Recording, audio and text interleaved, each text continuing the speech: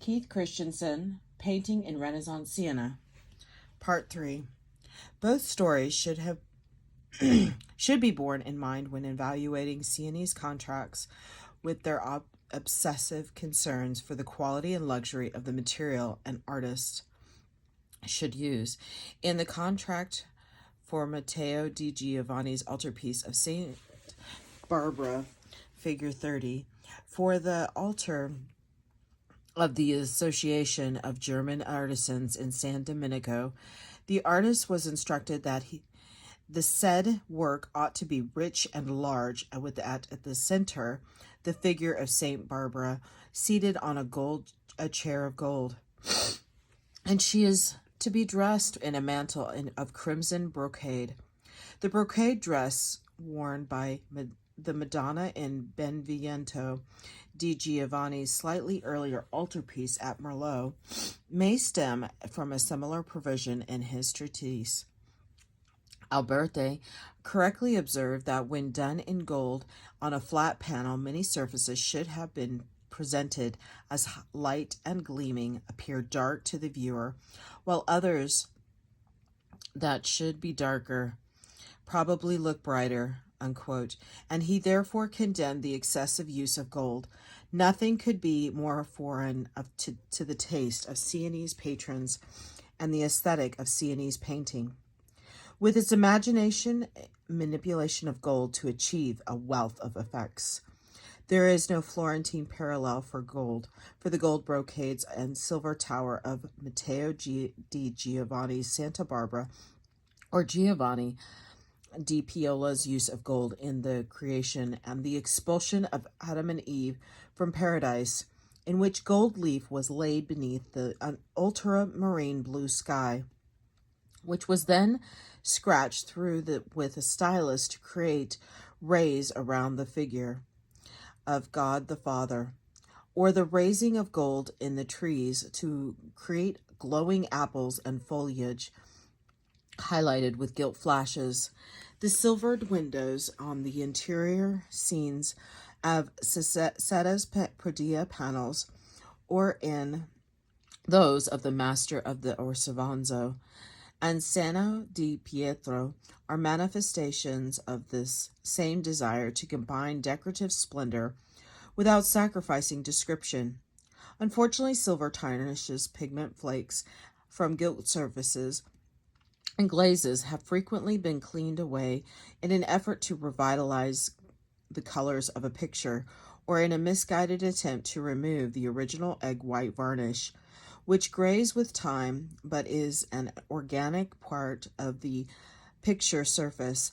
As a result, the brocade dress of Matteo di Giovanni's Saint Barbara seems to have the pile all crushed, unquote, and to be the ugliest rag in the world.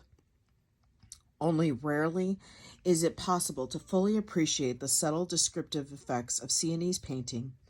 Perhaps the best guide is miniatures protected by the close pages of the choir books they decorate. In the 14th century, the fame of Sienese artists was international. The high altars of Santa Maria Novella and Santa Croce in Florence were decorated with the polyptychs by Duccio's most faithful pupil, Ugiolani di Siena, and both Ambrosia and Pietro Lorenzetti were also employed by Florentine patrons. Simone Martini was summoned to the panel court in Avion, where he illuminated the frontispiece of Patriarch's personal manuscript of Virgil, and frescoed the portal of Notre Dame des Domes. In the first half of the 15th century, Sienese artists worked in a geographically more confined area. Although Domenico di Bartolo received commissions for 2 altarpieces in Florence and another in Perugia, Cesare's greatest masterpiece, figure 7, was painted for the Franciscans of Borgo San Polero, while another was commissioned by the Dominicans in Cortona. Pietro di Giovanni di Imbrogio illuminated a treatise for Sicily's ally, Filippo Maria Visconti, in 1445 to 46, and he painted processional banner for a confraternity in Borgo San Polero. In 1444, the city had been annexed to Florence 3 years earlier, and even Giovanni di Paolo, the most patriarchal of Sienese painters, illuminated the manuscript of the Divine Comedy for another Sienese ally, Alfonso of Aragon, and painted at least one altarpiece for Corona. Vicchetti's work for Cardinal Rondo was somewhat exceptional in that it came through the Artist Association with Mussolino. By the second half of the century, even the trickle of non-Sienese commissioners had all but dried up, and the process was reversed. The exception that proves the rule is Francesco di Giorgio, whose talents as an architect and military engineer made him the most sought-after artist of the last quarter of the 15th century, a political bargaining chip for the Sienese government, who received virtually no non-Sienese commissions for paintings. In the rhymed chronicle composed by Francesco's most outstanding patron, Federico di Montefeltro, the rhymed chronicle composed for Francesco's most outstanding patron, Federico di Montefeltro, Duke of Urbino, Giovanni Santi lavished praise on Francesco's work as an architect and engineer, noting additionally that the Sienese artist was an animated, speedy, and skillful painter. In his altarpiece of the Nativity, Siena Pinacoteca of 1475, Francesco had acquired a rudimentary mastery of an oil or oil-like medium and a more carefully descriptive style, evident in the depiction of the pearls and brocades, the reflective halos, and the hands of St. Bernard. This new technique was in all likelihood based on the study of the work of Antonio Palulia. However, at the sophisticated court of Urbino, where Piero della Francesca and the Fleming Juice van Gent established the theoretical and descriptive norms by which painting was judged, Francesco's brilliantly eccentric and irrational pictures must have seemed strangely retrogressive, and his sole surviving pictorial work for the Duke is a miniature showing Francesco with Federico behind a window casement, Biblioteca Vatican's Codex. When the Olivitans at Monte Oliveto Maggiore decided to commission illuminations for a new set of choir books, the task was transferred from Sano di Pietro to professional miniaturists from northern Italy, Liberal di Verona, Venturinino Mercati, and Girolamo da Cremona. The same artists were currently employed by the cathedral.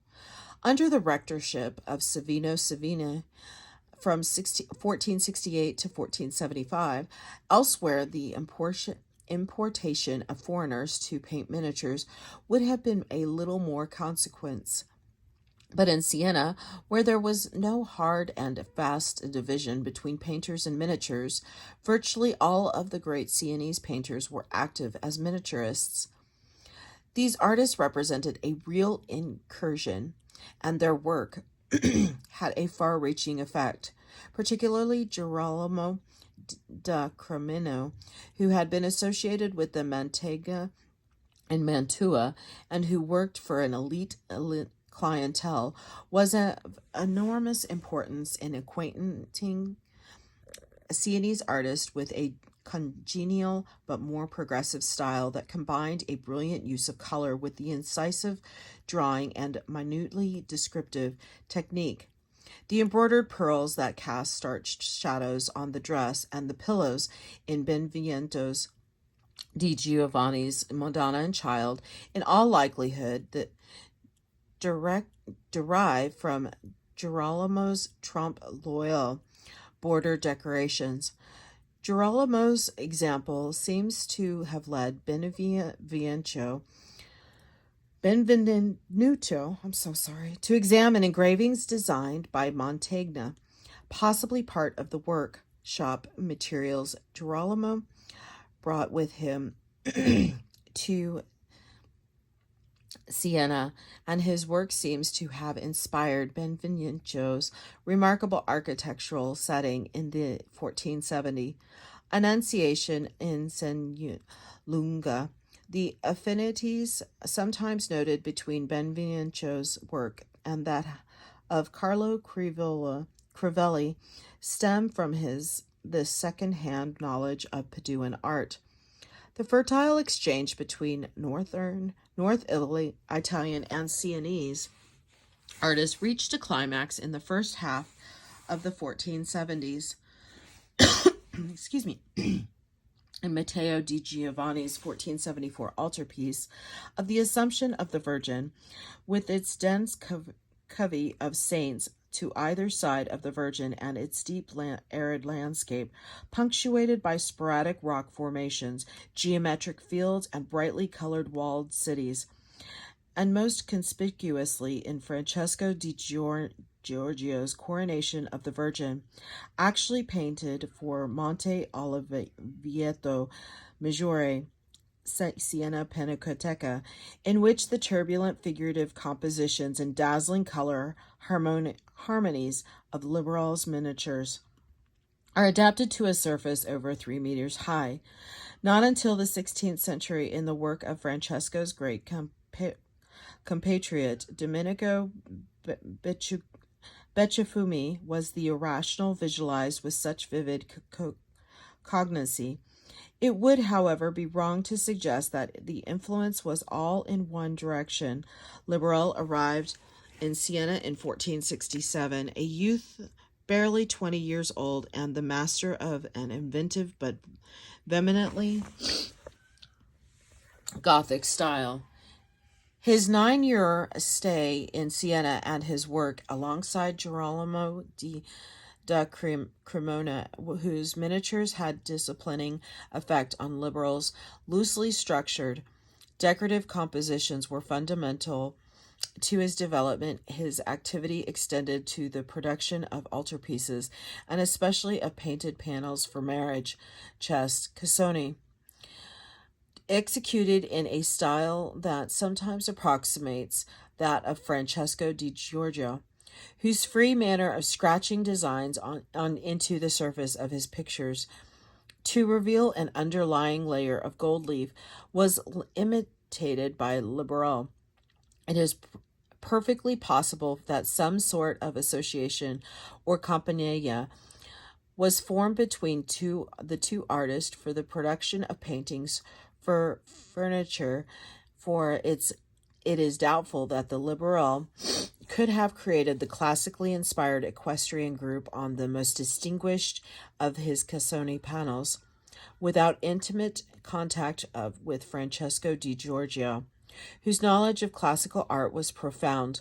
Liberal's miniature for one of Monte Oliveto Maggiore choir books showing God the Father appearing to Isaiah, Musea della Cathedral, Chiusi Codex A, in which the two flying putti beneath the figure of God, closely resembling those in Francesco di Giorgio's Nativity, are further evidence of a close association between the two artists.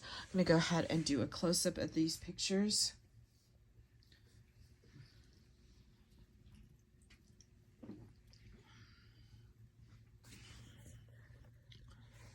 And then here's this one. With the replacement of Savino Savini by Alberto Arengeri as rector of the cathedral, the painting of choir books reverted to Sienese artist Bernardo Signoni, Benvencio di Giovanni di Taldo, a sort of alter ego of Neruccio and Guidicio Corzelli. But the gates of the city had been opened, and the tendency to turn to outside artists increased steadily in the last decade of the 15th century and the first decade of the 16th. Signorelli was employed between 1489 and 1493 by Antonio Bicci in a family chapel in St. Agostino. The master of the Griselda legend and associate of Signorelli established himself in Siena during this time and was engaged together with Francesco di Giorgio, Nerocci di Landi, and Matteo di Giovanni to create a decorative cycle of paintings celebrating the weddings of Antonio and Gioli Spanaciocchi in 1493. Pinturicchio was employed by Cardinal Francesco Piccolomini and on the Piccolomini Library from 1502 to 1509, and by Pandolfo Petruccio, the de facto ruler of Siena from 1487 to 1512. On a room of his palace, and Perugino executed an altarpiece for the Chigi in Sant Agostino, commissioned in 1502. Petruccio's preference for Umbrian artists extended to Signorella and Girolamo Ginga, while Vasari records that Ghirlandaio decorated a room in the Spanaciocchi Palace with many stories with small figures, unquote. Without the presence in Siena of these artists, the work of Pietro di Domenico, Bernardino Fungi, and the young Peruzzi would be incomprehensible. Even Nerocci di Landi, who might superficially seem the most impervious to outside influence, accommodated his aristocratic, self-conscious style to the new tastes, occasionally abandoning the blonde tonality of his early work for the brownish flesh tones that characterize Umbrian painting. Umbrian painting alone does not account for all of the novelties of Sienese art in the last 2 decades of the century. Possibly as early as 1475, Francesco di Giorgio entered the employ of Federico da Montefeltro as an architect and engineer. His activity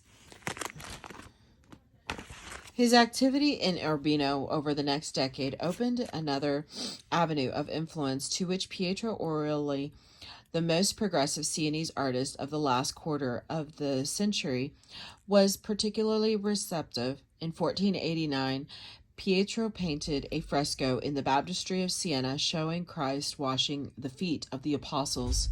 In an architectural setting of consummate sophistication, no artist, Domenico di Bartolo, had attempted such an audaciously complicated structure, and no previous Sienese artist had shown such a complete command of the vocabulary of the Renaissance architecture. There can be little doubt that this innovative work owes much to Pietro's close association with Francesco di Giorgio, with whom he collaborated on a fresco cycle in the Bicci Chapel in Sant Agostino at precisely this time. He may, in fact, have been engaged as a specialist in perspective, responsible for laying in the architectural settings. The synopia of his fresco of the Madonna and Child with Saints John the Baptist and Jerome in the Basilica of the Orsanza, with its mastery of perspective and its analytical approach to figure construction, Pietro first delineated the and anatomical figures and then clothed them would have earned praise from any Florentine. Indeed, this nativity reflects his knowledge of Ghirlandaio's adoration in Santa Trinita, Florence. However, Pietro's intellectual curiosity was balanced by a native religiosity. From 1481, he belonged to the Compagnia di Santi Girolamo e Francesco, had close ties with the Orsavanza, and like Sano di Pietro, established a reputation for his devoutness. This aspect of Pietro's character informs his depictions of the Madonna and Child, which repeat little alteration, the formula devised by Matteo di Giovanni, his first teacher in the early 1460s. As with so many Sienese artists, function and style were tightly interrelated, and artistic accomplishments never became an end in itself. No survey of the 15th century Sienese painting, however summary, can omit mention of the enormous impact of Franciscanism, and specifically a saint of Saint Bernardino, on the lives and works of the artist. Bernardino's sermons, delivered before the church of San Francesco and the Palazzo Pubblico in 1425 and 1427, were communal events attended by virtually the entire population of the city, and his peculiar blend of pragmatism and fervent devotion, epitomized by the cult of the monogram of Christ, he initiated, for which he came under attack for the heresy. Permeate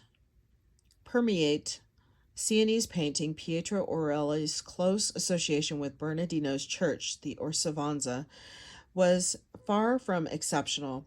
Matteo di Giovanni, Benvenuto di Giovanni, and such minor artists as Francesco da Napoli, Antonio di Giuiso, Jacopo di Filippo, a miniaturist, and San Andre, a gold worker, belonged to the Compagnia di Santi Girolamo e Francesco, founded in 1428 by Bernardino's close associate Fra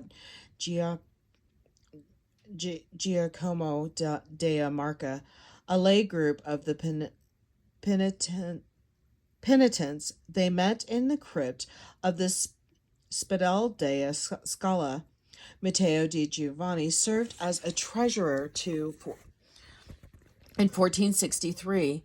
Typically, the confraternity commissioned an altarpiece from Sano di Pietro in 1465 and a polychrome terracotta statue or relief of Saint Jerome from Nerocchio di Landi in 1468. Sano's association with the observant Franciscan, whose principal iconographer seems to have come about through his membership in the Compagnia de Virgin.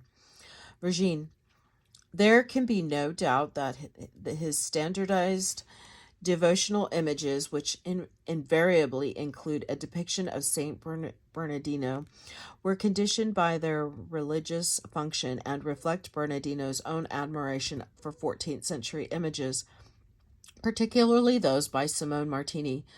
What is often referred to as the mystical vein in Sienese painting, insofar as the term can be applied to Sano's intentionally placid pictures, is rather the concomitant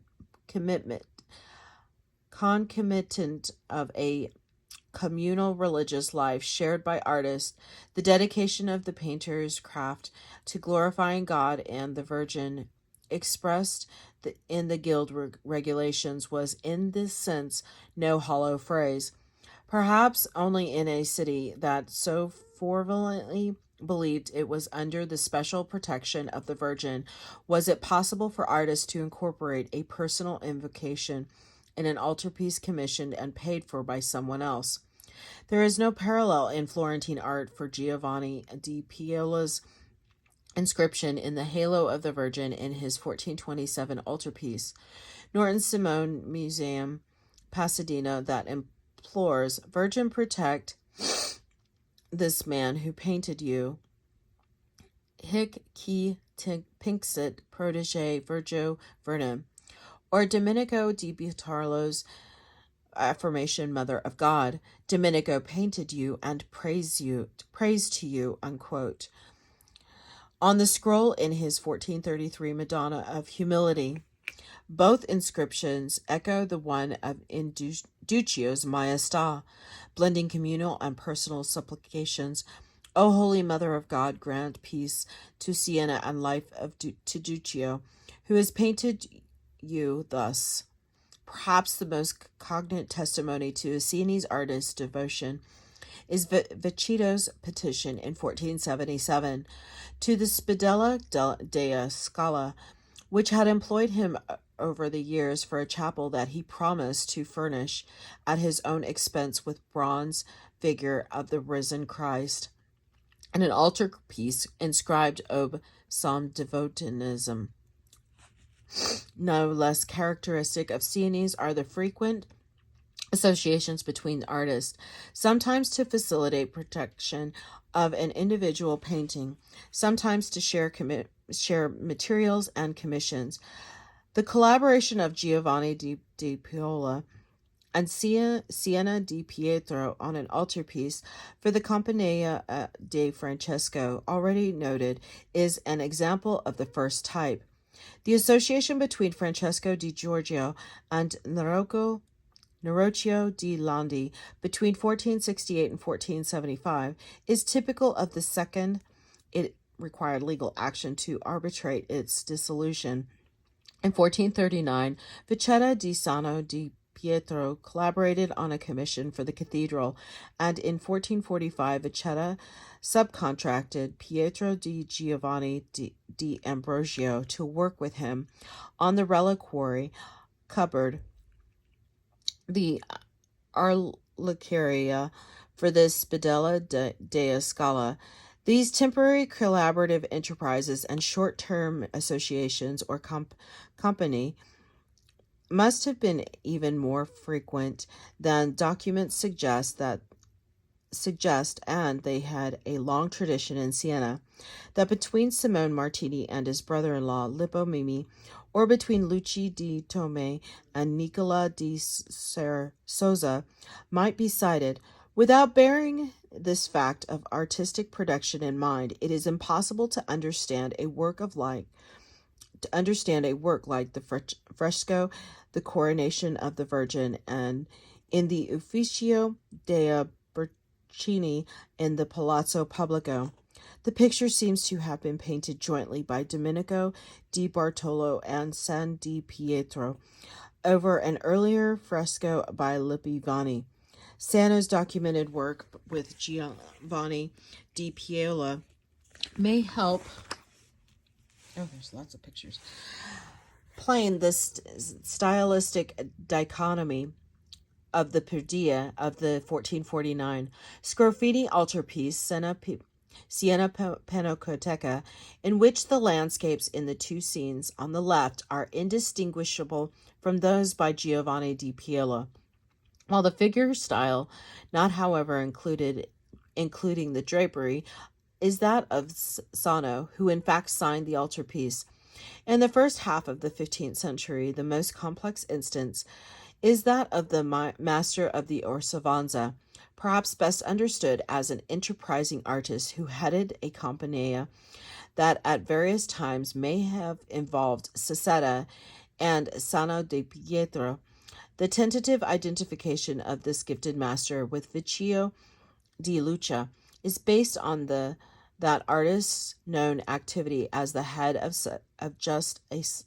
such a compagnia during the 1430s and 1440s. The danger of being overly strict in ascribing a picture to one or another artist is demonstrated by the altarpiece of St. George slaying the dragon, figure 29 and 30. In the church of San Cristoforo, the altarpiece was founded by Giorgio Ptolemy in 1440 and was completed by 1450. Its disputed attribution of the master of the Orsavanza or to Sano di Pietro may well mask a more mundane reality. That work was designed by one master but painted jointly by both. The fact that there exist two Pradilla panels by Sano di Pietro in the Pinacoteca Vaticana, showing subsequent episodes from the life of St. George, obviously paint part of the San Cristoforo altarpiece, strongly suggests that, as in many other cases, Sano here played the role executant, the figure of the princess and the landscape with the tree and castle on the main panel of the altarpiece seemed to bear this out, although the figure of St. George on horseback, I will come back to that, is painted with delicacy characteristic of the master of Orsavanza. So I'm going to take a closer look at this.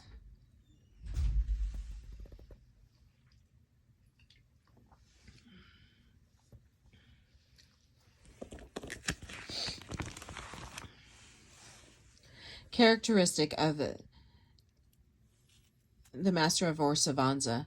This example also points up to the importance of reconstructing, disassembling altarpieces. Such reconstructions may be conjectural, but they are a first step toward broaching problems relating to workshop production, attribution, and what we understand by style in the 15th century.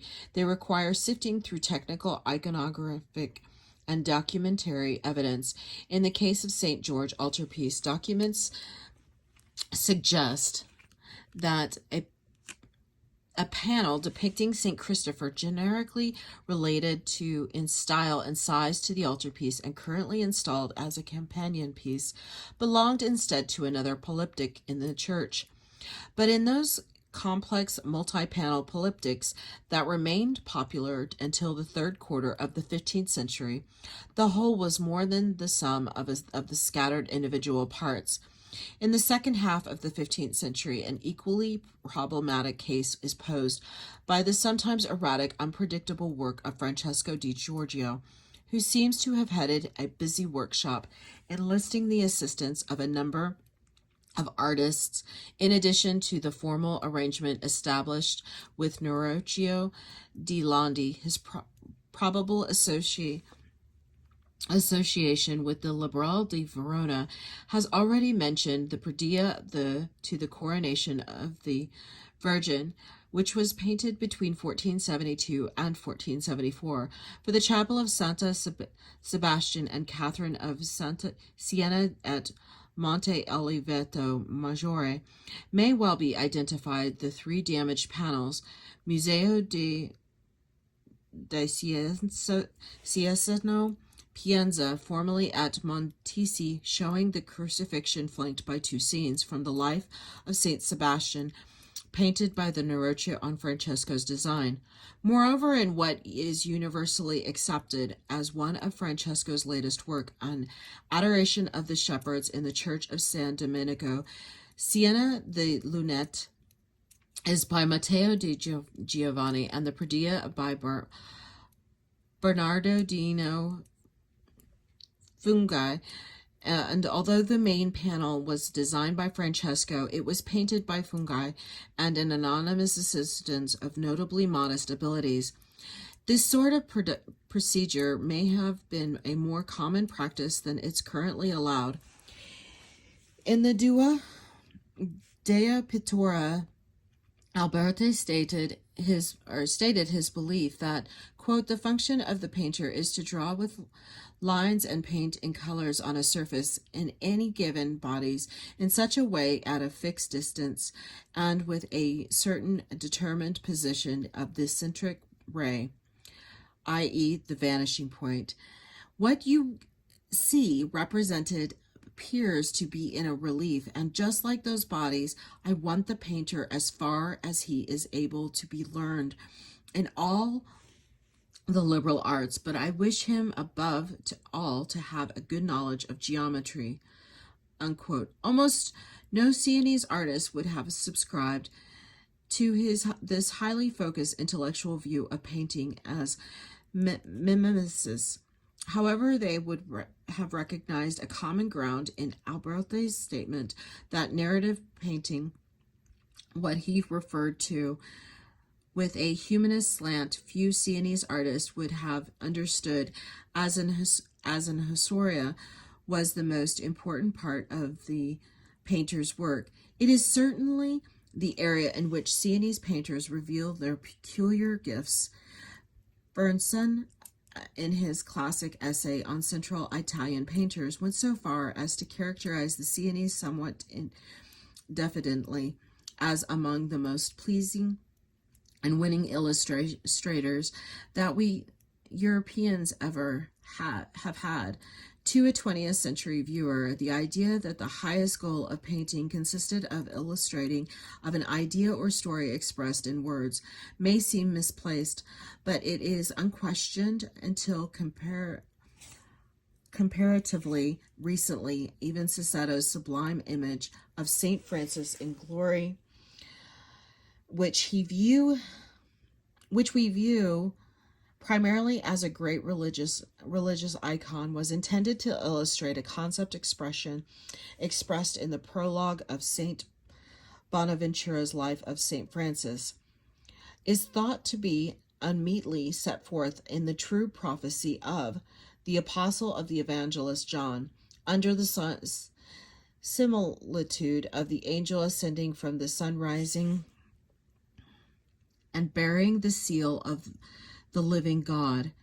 For at the opening of the sixth seal, I saw, saith John the Apocalypse, another angel ascending from the sun rising and bearing the seal of the living God. Sassetta has given literal form to this poetic vision, showing Francis his hands and feet marked by the stigmata, the seal of the likeliness of the living God, borne on the backs of three allegorical vices across an endless sea bathed in the golden light of dawn.